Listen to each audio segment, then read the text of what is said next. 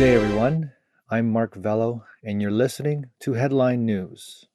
Poll: Majority of Americans want Pelosi out. On December 22nd, the American magazine Politico introduced a morning consult poll. The results show that the vast majority of American voters oppose Pelosi staying on as Speaker of the House.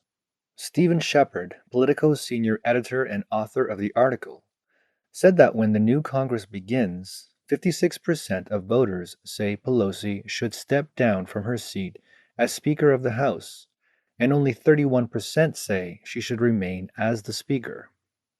The percentage of Democrats who support Pelosi staying on as Speaker is between 33% and 53%. Some comments suggest the average percentage of Democrats who support Pelosi as Speaker is not even half. In the poll, the vast majority of Republicans are opposed to Pelosi staying on as Speaker, 83%. Independents also lean strongly against her. Just 22% say she should remain as Speaker, while 59% say she should not. Shepard adds, the numbers track closely with her overall image rating. Fewer than 4 in 10 voters, 37%, have a favorable opinion of Pelosi, while 52% view her unfavorably. Among independent voters, 27% view Pelosi favorably, and 58% have an unfavorable opinion of her. Morning Consult is a global data intelligence company that surveys tens of thousands of people around the world every day to get a real-time view of what people are thinking. The poll was conducted on December 18th to 20th and surveyed 1,995 registered voters. The poll is fairly accurate, with a margin of error being plus or minus 2%. In addition, according to a report of the U.S. website Gateway Pundit, on December 22nd, House Speaker Pelosi has a psychological problem in dealing with President Trump. Pelosi has been known to lose her cool and childishly acts out in settings like the State of the Union address and White House meetings, where decorum dictates responsible behavior from the person second in line to the presidency. Prior to that, Pelosi led a bogus impeachment against Trump and repeatedly sabotaged COVID or CCP virus relief stimulus bill negotiations in order to stop Trump's re-election, causing millions of people to lose their jobs and forcing the closure of small businesses, while also hurting millions of Americans. The Gateway Pundit reveals that even though Trump has refrained from directly negotiating with Pelosi and instead had Treasury Secretary Mnuchin deal with the Speaker, that has not softened Pelosi's hatred of Trump. It's said that during the discussion with the Democrat team on Trump's potential last day in office, she again made a shockingly hateful comment.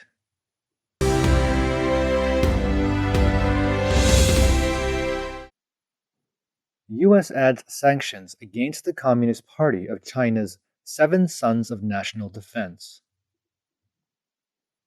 The Trump administration's sanctions and crackdown on the Chinese Communist Party have not been slowed or delayed by the U.S. election, as 5 or more Chinese universities have been added to the U.S. entity sanctions list. So far, all 7 universities related to the CCP's national defense have been selected. U.S. Secretary of Commerce Wilbur Ross issued a statement on December 18th regarding the U.S. Department of Commerce's sanctions against 77 Chinese entities for human rights violations, militarization of the South China Sea, and theft of U.S. trade secrets. Multiple sources on the Chinese web identified 5 new universities on the list. They are Beijing University of Technology, Beijing University of Posts and Telecommunications, Nanjing University of Aeronautics and Astronautics, Nanjing University of Technology, and Tianjin University. With the addition of the 13 Chinese universities listed in May, there are now 18 Chinese universities in the U.S. Department of Commerce's sanctions list. These include Chinese universities that are known as the Seven Sons of National Defense in China.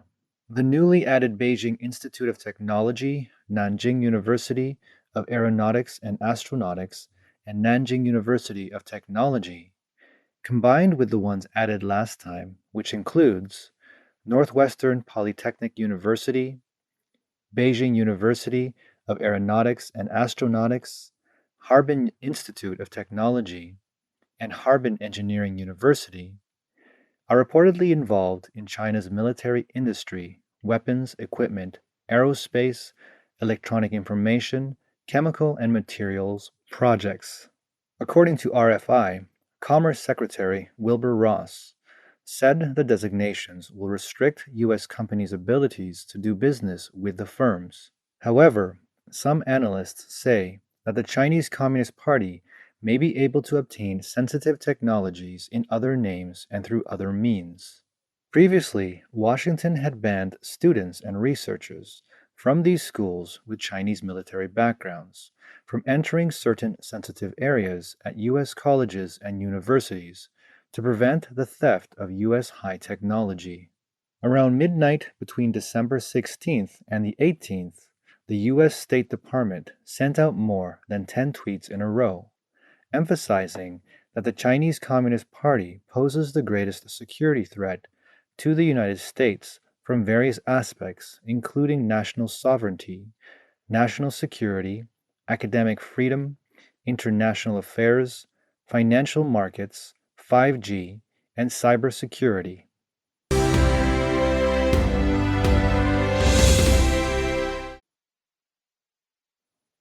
U.S. University of Alabama with records of Chinese-funded companies investigated.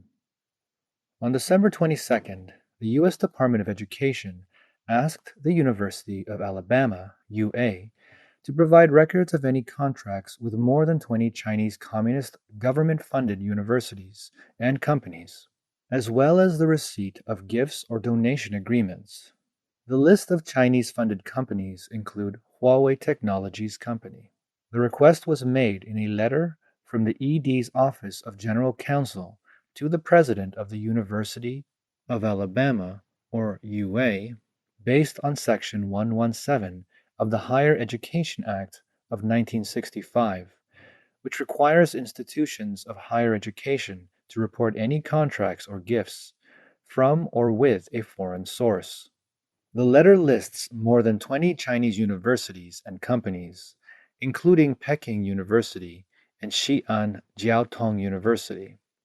The list also includes any representative or agent of the Chinese Communist Party as a separate category. The Department of Education requires UA to list, within 30 days, true copies of each gift or donation agreement, contract, and/or conditional gift or donation agreement or contract with these universities, corporations, and agents of the CCP. The letter from Reed Rubenstein, the Principal Deputy General Counsel, also states, it appears that UA has failed to report an alleged partnership with the Wuhan Institute of Virology, WIV, in Wuhan, China.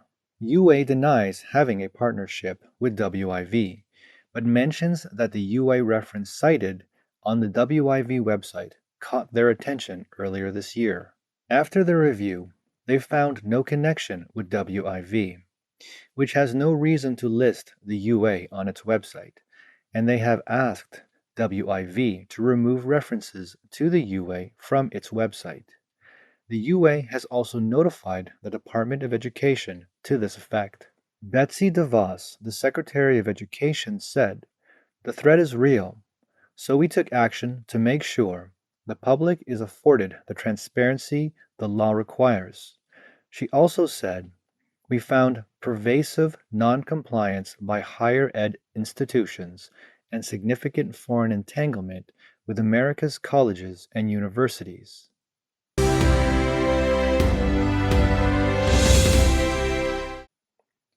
Another variant of the virus has appeared in the UK and is more contagious. Another variant of a new coronavirus, CCP virus, which is more contagious, has been detected in the United Kingdom, currently a high-risk area for the spread of the virus. UK Health Secretary Matt Hancock said on December 23rd that the virus variant may be related to South Africa, but with a different mutation. The South African Health Department said last week that a new genetic mutation of the virus found in South Africa may be the cause of the recent spike in infections there. Thanks to the impressive genomic capability of the South Africans, we've detected 2 cases of another new variant of coronavirus here in the UK. Both are contacts of cases who have traveled from South Africa over the past few weeks, said Secretary of State for Health and Social Care Matt Hancock. The United Kingdom has been working to control the spread of a mutant strain of the virus. The mutant virus was discovered in the UK late last week and is 70% more transmissible than the previous virus. Further research is being done in the UK. This new variant is highly concerning because it is yet more transmissible, and it appears to have mutated further than the new variant has been discovered in the UK, said Hancock. So the new variant in the UK, which we've identified, is very different from the variant in South Africa. It's got different mutations, said Susan Hopkins from Public Health England. Both of them look like they're more transmissible.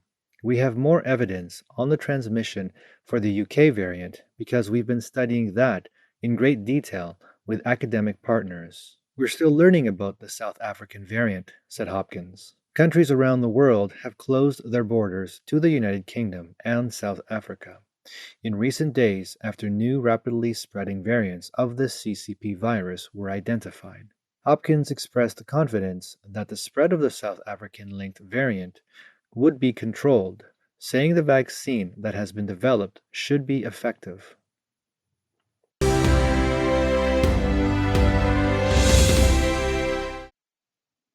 Trump's statement in response to congressional attempts.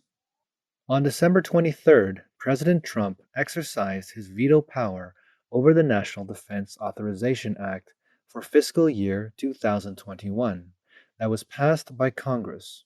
President Trump cited the failure to end Section 230 as one of the key reasons. President Trump also said the Constitution states that the decision on where to deploy troops and how many troops to deploy is in the hands of the President of the United States.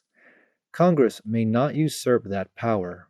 In the statement, President Trump began by saying, I am returning, without my approval, H.R. 6395, the National Defense Authorization Act for fiscal year 2021, the Act.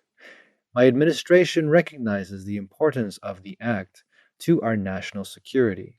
Unfortunately, the Act fails to include critical national security measures, includes provisions that fail to respect our veterans and our military's history, and contradicts efforts by my administration to put America first in our national security and foreign policy actions.